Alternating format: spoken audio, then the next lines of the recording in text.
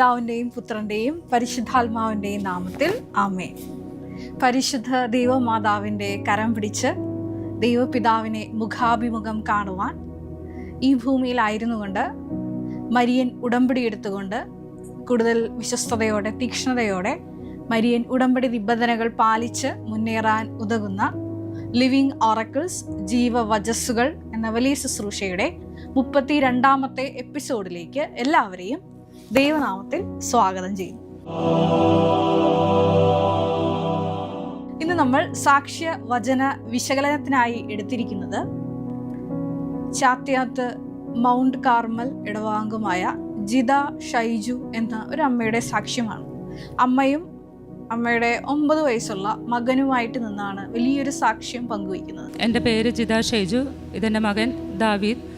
ഞങ്ങൾ Ernakulam mount Carmel church Chathyath ഇടവകയിൽ നിന്ന് വരുന്നു. ഈ ഒരു സാക്ഷ്യത്തിൻ്റെ പ്രത്യേകത എന്ന് പറയുന്നത് ദൈവവുമായിട്ട് ജീവിച്ച് ഒരുപാട് പരിചയമുള്ള ഒരു പക്വതയുള്ള ആധ്യാത്മിക പക്വതയുള്ള ഒരു അമ്മയുടെ ഒരു സാക്ഷ്യമാണ്. ആ അമ്മ സാക്ഷ്യത്തിൽ അത് പറയുന്നുണ്ട്. 9 വർഷത്തോളം ഈശോയുടെ അടുത്ത് പ്രാർത്ഥിച്ച് ചോദിച്ച് വാങ്ങിയ മകനാണ് എൻ്റെ അടുത്ത് നിൽക്കുന്നത്. ഈ മകൻ്റെ ഒരു വിഷയവുമായിട്ടുള്ള സാക്ഷ്യപ്പെടുത്തലാണ് ഞാൻ ഈ ഒരു പ്രത്യേകമായിട്ട് ഈ എപ്പിസോഡിൽ നിങ്ങളുമായിട്ട് പങ്കുവയ്ക്കാൻ ആഗ്രഹിക്കുന്നത്. പ്രകാരം ഈ 9 വർഷം പ്രാർത്ഥിച്ച് വാങ്ങിച്ച ഈ മകന് വലിയൊരു അസുഖം വരികയാണ്. ഇന്ന് ഞാൻ എൻ്റെ മോന് വേണ്ടി ഒരു സാക്ഷ്യം പറയാനാണ് വന്നിരിക്കുന്നത്. ഇവന് ജനുവരിയിൽ ഒരു പനി വന്നു. ആ പനി കുറച്ച് കടുത്ത പനിയായിരുന്നു, ബ്ലഡിൽ ഇൻഫെക്ഷൻ ആയിട്ടുള്ള ഒരു പനിയായിരുന്നു. അപ്പോൾ ഒരു 3-4 ദിവസം ഹോസ്പിറ്റലൈസ്ഡായി.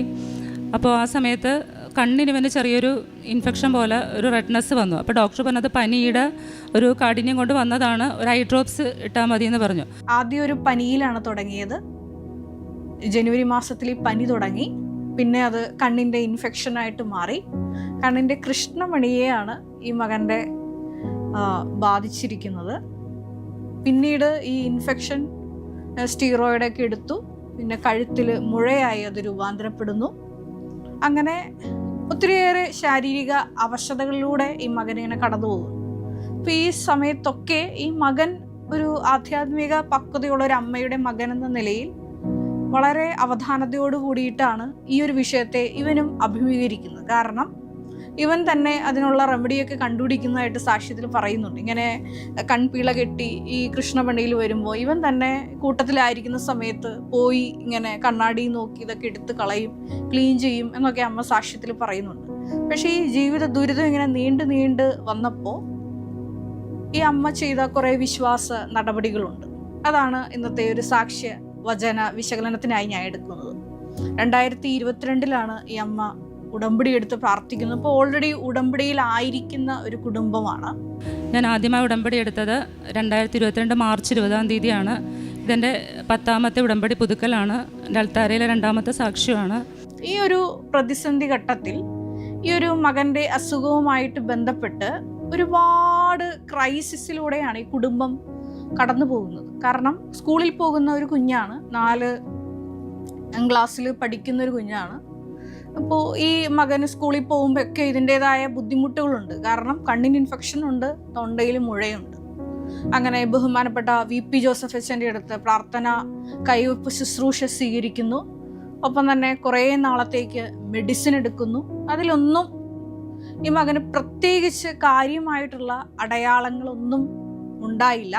എങ്കിലും ഈ ബഹുമാനപ്പെട്ട VP ജോസഫ് അച്ഛൻ്റെ കൈവയ്പ് ശുശ്രൂഷയിൽ കിട്ടിയ ആ ഒരു വലിയ കർത്താവിൻ്റെ കരത്തിൻ്റെ ആ ഒരു ബലം, അതിൻ്റെ ആ ഒരു കൈവയ്പ് ശുശ്രൂഷയിൽ വിശ്വസിച്ചുകൊണ്ട് ദൈവത്തിന് ഏത് സമയവും അത്ഭുതങ്ങളും അടയാളങ്ങളും എൻ്റെ ജീവിതത്തിൽ പ്രവർത്തിക്കാൻ കഴിയും എന്നുള്ള ഒരു വിശ്വാസത്തോടു കൂടി അപ്പോസ്തല പ്രവർത്തനങ്ങൾ 4:30 തിരുവചനം അനുസരിച്ചുകൊണ്ട് അങ്ങേ പരിശുദ്ധദാസനായ യേശുവിൻ്റെ നാമത്തിൽ അത്ഭുതങ്ങളും അടയാളങ്ങളും പ്രവർത്തിക്കുന്നതിനായി അവിടുത്തെ കരം നീട്ടണമേ എന്നൊരു വലിയ പ്രാർത്ഥന അപ്പോസ്തല പ്രവർത്തനങ്ങൾ 4:30 ആ ഒരു പ്രാർത്ഥന ഉരുവിട്ടുകൊണ്ട് ഈ അമ്മ തൻ്റെ വിശ്വാസയാത്ര തുടരുകയാണ്. എല്ലാ ദിവസവും തന്നെ ഈ അമ്മ ഈ മകൻ്റെ തലയിൽ കൈവച്ച് ഈ ഒരു പ്രാർത്ഥന തുടരുകയാണ്. മരുന്ന് നിർത്തി കുറേ നാൾ കഴിഞ്ഞിട്ടും പ്രത്യേകിച്ച് പ്രകടമായ വ്യത്യാസങ്ങളില്ലാതിരുന്നപ്പോഴും അമ്മ തൻ്റെ പ്രത്യാശ കൈവിടാതെ ഈ ഒരു പ്രാർത്ഥന തുടർന്നു. ഇതിനിടയിൽ ഈ അമ്മയ്ക്ക് വലിയൊരു വചനം കിട്ടുന്നുണ്ട്. ദൈവപിതാവിൻ്റെ ഈ ഒരു രോഗത്തെക്കുറിച്ചുള്ള കർത്താവിൻ്റെ ഹിതം എന്താണെന്നുള്ള വെളിപ്പെടുത്തി കിട്ടുന്ന വലിയൊരു വചനം. അത് യോഹന്നാൻ 11:4 തിരുവചനമാണ്. ഈ രോഗം മരണത്തിൽ കലാശിക്കാനുള്ളതല്ല, പ്രത്യുത ദൈവമഹത്വത്തിനും ദൈവപുത്രൻ മഹത്വപ്പെടുന്നതിന് വേണ്ടിയിട്ടാണ്. അപ്പോൾ ഈ ഒരു സന്ദേശം ഈ അമ്മയ്ക്ക് കിട്ടിയിട്ടുണ്ട്. കാരണം ദൈവമഹത്വത്തിൻ്റെ വലിയൊരു അടയാളമായിട്ടാണ് ഈ ഒരു രോഗം ഇവരുടെ ജീവിതത്തിൽ, ഈ മകൻ്റെ രോഗം കടന്നു വന്നിരിക്കുന്നത്. അങ്ങനെ പ്രാർത്ഥനയിൽ തന്നെ മുന്നേറിയപ്പോൾ, മരുന്നുകൾ നിർത്തിയ സമയത്ത് കർത്താവിൻ്റെ ശക്തി പ്രവർത്തിച്ച് പൂർണ്ണമായിട്ട് ഈ മകന്, സർജറിയൊക്കെ പറഞ്ഞിരുന്ന മകനാണ്, കണ്ണിൻ്റെ ഇൻഫെക്ഷനും ഒപ്പം തന്നെ മുഴകളെല്ലാം അപ്രത്യക്ഷമാവുകയാണ്. വലിയൊരു സാക്ഷ്യമാണ്. എനിക്കിവിടെ വന്ന് സാക്ഷ്യം പറയാൻ പറ്റുള്ളൂ. അതിനോട് എന്നെ സഹായിക്കണമെന്ന് പറഞ്ഞ് ധ്യാനം കൂടുമ്പോഴും ഡെയിലി ബ്രെഡിലൊക്കെ ഞാൻ സാക്ഷി. അപ്പോൾ ആ സമയത്ത് ഡെയിലി ബ്രെഡിൽ വേറൊരു കൊച്ചിന് ഇതുപോലെ FNAC ടെസ്റ്റിൻ്റെ ഒരു കമൻറ്റ് കണ്ടപ്പോൾ ഞാൻ ആ കൊച്ചിനും കൂടെ വേണ്ടി പ്രാർത്ഥിക്കുമായിരുന്നു. അങ്ങനെ ഇപ്പം അത് കംപ്ലീറ്റ് ആയിട്ട് മാറിയിട്ടുണ്ട്. ഞാനപ്പോൾ എൻ്റെ ഒരു സാക്ഷ്യം പറയുമ്പോൾ നമുക്ക് ഡോക്ടറുടെ ഇത് വേണം. അപ്പോൾ ഞാൻ ഡോക്ടറുടെ അടുത്ത് കൊണ്ടുപോയി, 2 പേരുടെ അടുത്ത് കൊണ്ടുപോയി ഞാൻ ഈ കാര്യം പറഞ്ഞിട്ടുണ്ടായിരുന്നു. ഇതേപോലെ വന്ന് ഇത്ര ആൻറ്റിബയോട്ടിക്കൊക്കെ കഴിച്ചതാണ്. അപ്പോൾ 2 പേരും നോക്കിയിട്ട് പറഞ്ഞു ഇപ്പോൾ കുഴപ്പമൊന്നുമില്ല, ഒരു പ്രശ്നവും ഇല്ല എന്ന് പറഞ്ഞു. അതിനും പൂർണ്ണമായിട്ട്. അപ്പോൾ ഞാൻ ഓർത്ത് ആ മരുന്ന് കഴിക്കുന്ന സമയത്ത് ഞാൻ തൈലം ഇടുന്നുണ്ട്. അന്നത് മാറിയാൽ അത് മരുന്ന് എന്നുള്ളൊരു ഇതും കൂടെ അതിൻ്റെ അകത്തുണ്ട്. മരുന്ന് കൊണ്ട് മാറിയെന്ന് വരും. ഇത് മരുന്നില്ലാണ്ട് തൈലം മാത്രം ഉപയോഗിച്ച് ദൈവത്തിൻ്റെ അനുഗ്രഹം കൊണ്ട്, അമ്മയുടെ ഇടപെടൽ കൊണ്ട് മാത്രം എൻ്റെ കുഞ്ഞിന് സൗഖ്യം കിട്ടിയാന്നുള്ളൊരു സാക്ഷ്യത്തിന് വേണ്ടിയിട്ടാണ് ഇത് വന്നത്. അപ്പോൾ ഞാൻ ഇവനെ പ്രാർത്ഥിക്കുന്ന സമയത്ത് ബൈബിൾ വായിക്കുമ്പം എനിക്ക് 2 വചനങ്ങൾ കിട്ടി. ഒരു വചനം, ഈ രോഗം മരണത്തിൽ അവസാനിക്കാനുള്ളതല്ല, പ്രത്യേക ദൈവത്തിൻ്റെ മഹത്വം ദർശിക്കാൻ വേണ്ടി. അതെനിക്ക് ഭയങ്കര ഒരു ആശ്വാസമായിരുന്നു. അപ്പോൾ ആ ഒരു വചനവും ഞാൻ ഏറ്റുപറഞ്ഞ് പ്രാർത്ഥിക്കും. പിന്നെ തൻ്റെ പരിശുദ്ധ ദാസനായ യേശുവിൻ്റെ നാമത്തിൽ രോഗശാന്തിയും അത്ഭുതങ്ങളും അടയാളങ്ങളും സംഭവിക്കാൻ അവിടുത്തെ കൈകൾ ഉയർത്തണമേ എന്നുള്ളൊരു വചനം, അതിവൻ്റെ തലയിൽ കൈവച്ച് ഞാൻ പ്രാർത്ഥിക്കുമായിരുന്നു. അങ്ങനെ ആ 2 ഇതിൽ നിന്നും പൂർണ്ണമായിട്ടും സൗഖ്യം കിട്ടി. ഇപ്പോൾ ഒരു കുഴപ്പമില്ല. അതാണ് എൻ്റെ ഏറ്റവും വലിയ ഒരു സാക്ഷ്യം. അതാണ് ഈ സാക്ഷ്യം കേട്ടപ്പോൾ ഒത്തിരിയേറെ വചനങ്ങൾ എൻ്റെ മനസ്സിലോട്ട് ഓടി വന്നു. അതിൽ ഒരു വചനം എന്നുള്ളത് യോഹന്നാൻ്റെ സുവിശേഷം 9-ാം അധ്യായത്തിൽ അന്ധനായ വ്യക്തിയെ കാണുമ്പോൾ ശിഷ്യന്മാർ ഈശോയോട് ചോദിക്കുന്നുണ്ട്. വലിയൊരു ചോദ്യമാണ്. ഈ വ്യക്തി അന്ധനായി ജനിച്ചത് ആരുടെ പാപം നിമിത്തമാണ്? ഇവൻ്റെ പാപം നിമിത്തമാണോ അതോ ഇവൻ്റെ മാതാപിതാക്കൾ ചെയ്ത പാപത്തിൻ്റെ ഫലമാണോ എന്ന് ഒരു ചോദ്യം. അപ്പോൾ ഈശോ അതിനൊരു മറുപടി പറയുന്നുണ്ട്. വിശുദ്ധ യോഹന്നാൻ്റെ സുവിശേഷം 9-ാം അധ്യായം 3-ാം തിരുവചനമാണ്. യേശു മറുപടി പറഞ്ഞു, ഇവൻ്റെയോ ഇവൻ്റെ മാതാപിതാക്കന്മാരുടെയോ പാപം നിമിത്തമല്ല, പ്രത്യുത ദൈവത്തിൻ്റെ പ്രവൃത്തികൾ ഇവനിൽ പ്രകടമാകേണ്ടതിനാണ്. നമ്മുടെ ജീവിതത്തിലൊക്കെ ഓരോരോ സഹന സാഹചര്യങ്ങളൊക്കെ വരുമ്പോൾ മനസ്സിൽ കോറിയിടേണ്ട ഒരു വചനമാണ്. അതായത് ഈ ഒരു പ്രത്യേക സഹനത്തിലൂടെ വലിയ ദൈവമഹത്വം കൈവരാനിരിക്കുന്നു. അതായത് ദൈവത്തിൻ്റെ പ്രവൃത്തി, ദൈവത്തിൻ്റെ ശക്തി ആ ഒരു പ്രത്യേക വിഷയത്തിന്മേലുണ്ടായി നമ്മളെ സാക്ഷികളാക്കി ഉയർത്താൻ വേണ്ടിയിട്ടാണ് പ്രത്യേകമായിട്ട് ബലഹീനമാക്കപ്പെടുന്ന ജീവിത സാഹചര്യങ്ങൾ ഉടമ്പടിയിലിരിക്കെ തന്നെ നമ്മുടെ ജീവിതത്തിൽ ഉണ്ടാകുന്നത്. അത് നമ്മളെ മഹത്വത്തിലേക്ക് ഉയർത്താനുള്ള ദൈവപിതാവിൻ്റെ വലിയൊരു സ്നേഹ പദ്ധതിയാണ്. കഴിഞ്ഞ ദിവസങ്ങളിൽ വലിയൊരു ദൈവാനുഭവം എനിക്കുണ്ടായി. കഴിഞ്ഞ തിങ്കളാഴ്ച, അതായത് ഞാൻ എൻ്റെ ആലുവ പഠനത്തിലായിരിക്കുന്ന സ്ഥലത്ത് കോൺവെൻറ്റിൽ കിടന്നുറങ്ങി എഴുന്നേറ്റപ്പോൾ ഒരു ലാറ്റിൻ വാക്ക് എൻ്റെ മനസ്സിലോട്ട് ഓടി വന്നു. ഇത് ഞാൻ രാവിലെ അലാം കേട്ട് എഴുന്നേൽക്കുമ്പോൾ ഞാൻ വലിയൊരു അഭിഷേകത്തിലായിരുന്നു. അപ്പോൾ ഈ അഭിഷേകത്തിൽ നിറഞ്ഞു നിന്നുകൊണ്ട് ഞാൻ എൻ്റെ മനസ്സിൽ ഈ ഒരു പ്രത്യേകമായ വാക്ക് പറഞ്ഞുകൊണ്ടാണ് എഴുന്നേൽക്കുന്നത്. വാക്ക് പ്രകാരമായിരുന്നു എറ്റേർണൂസ് ദേവൂസ് പാറ്റർ, അതായത് നിത്യനായ പിതാവായ ദൈവം. എൻ്റെ ഒരു ഉടുപ്പിട്ട് ഒരാഴ്ച കഴിഞ്ഞ് അവയൊന്ന് പിതാവിനെയൊക്കെ കണ്ട് ഒരു വലിയ സന്തോഷത്തിലാണ് ഞാൻ അന്ന് ആ ദിവസം ഞായറാഴ്ച പഠിക്കുന്ന സ്ഥലത്തോട്ട് ഹോസ്റ്റലിലോട്ട് തിരിച്ചു പോകുന്നത്. അന്ന് രാവിലെ ഈശോ സംസാരിച്ചതാണ്. സന്ദേശപ്രകാരമാണ്, ദൈവപിതാവിൻ്റെ വലിയൊരു മഹത്വം പ്രകടമാകാൻ വേണ്ടിയിട്ടാണ് ജോമോളെ നിന്റെ ജീവിതത്തിൽ ഇത്രയും വലിയ ദൈവിക ഇടപെടലൊക്കെ സമയച്ചുരുക്കത്തിൽ ഈ സമയം ദൈവപിതാവ് മുൻകൂട്ടി പറഞ്ഞതനുസരിച്ച് നടന്നിട്ടുള്ളത്. ഇതെല്ലാം പിതാവായ ദൈവം അറിഞ്ഞുകൊണ്ട് നിന്റെ ജീവിതത്തിൽ ചെയ്തതാണ്. അപ്പോൾ ഞാൻ ഈ ഒരു സന്ദേശം എനിക്ക് കിട്ടി, വലിയ അഭിഷേകത്തോടു കൂടി ആ ദിവസം ആയിരുന്നു. ഒരു 2-3 ദിവസം കഴിഞ്ഞപ്പോൾ ഈ കൃപാസനത്തിലെ തന്നെ ഒരു പ്രേക്ഷിത, ഇവിടെ ശുശ്രൂഷ ചെയ്യുന്ന കൗൺസിലർ എനിക്കൊരു ഫോട്ടോ അയച്ചു തന്നു. അപ്പോഴാണ് ഞാൻ ഞെട്ടിപ്പോയത്.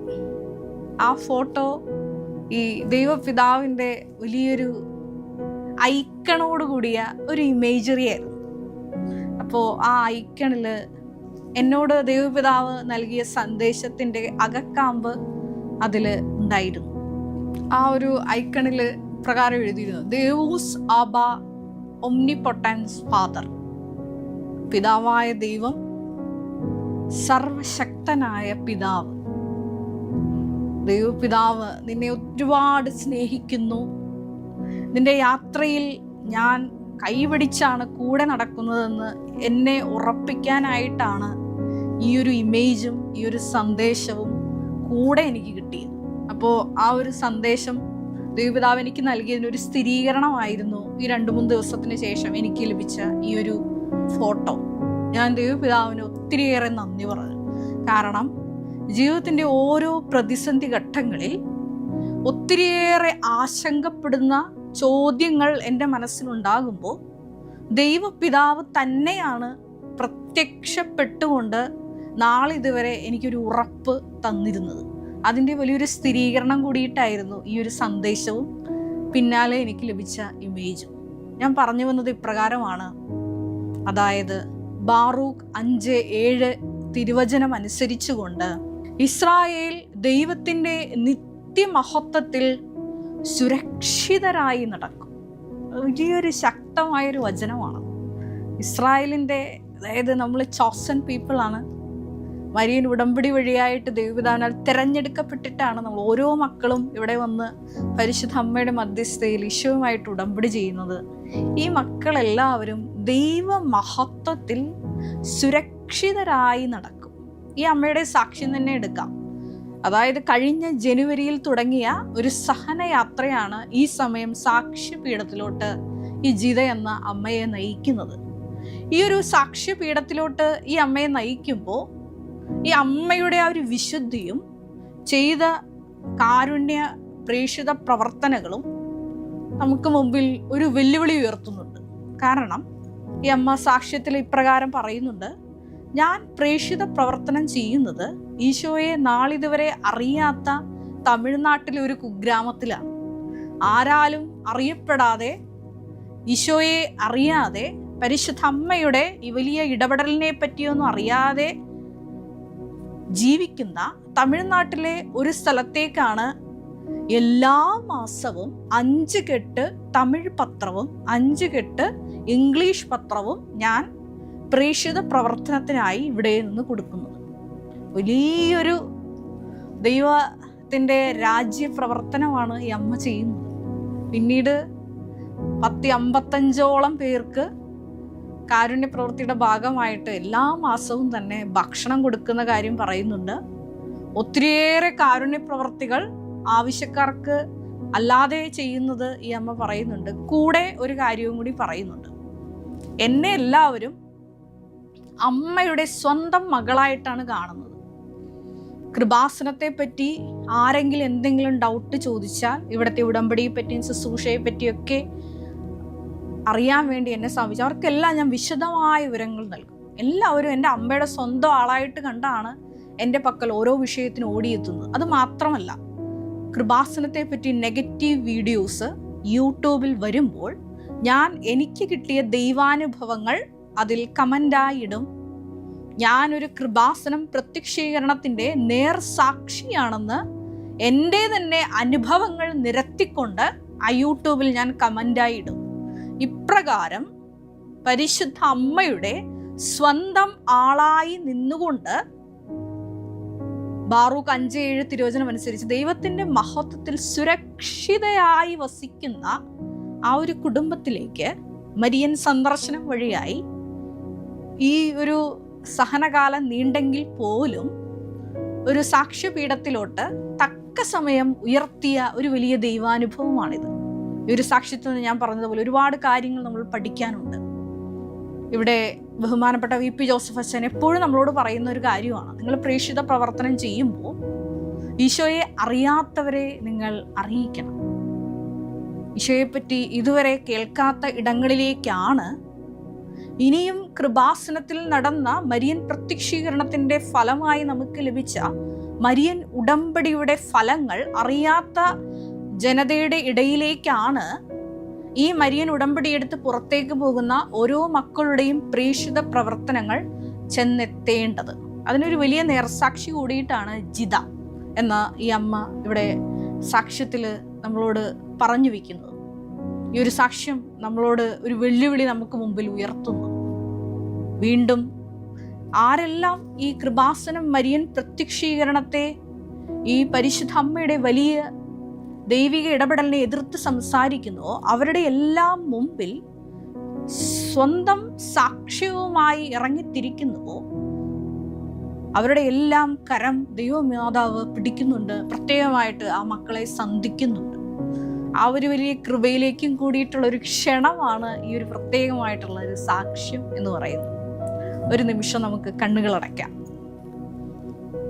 ഈ ജിത എന്ന ഈ അമ്മയെയും മകനെയും ഈ സാക്ഷ്യപീഠത്തിൽ, വലിയ വിശുദ്ധിയുടെ പീഠത്തിൽ നിർത്തിയതിന്, അത് ദൈവമഹത്വ സാക്ഷ്യമായി നിർത്തിയതിന് പിതാവായ ദൈവത്തിന് നമുക്ക് നന്ദി പറയാം.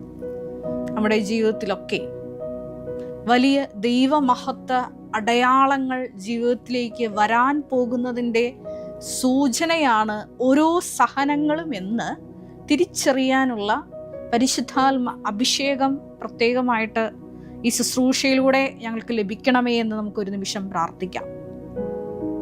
ഈശോയെ, ഞങ്ങൾ കിട്ടുന്ന അവസരങ്ങളിലെല്ലാം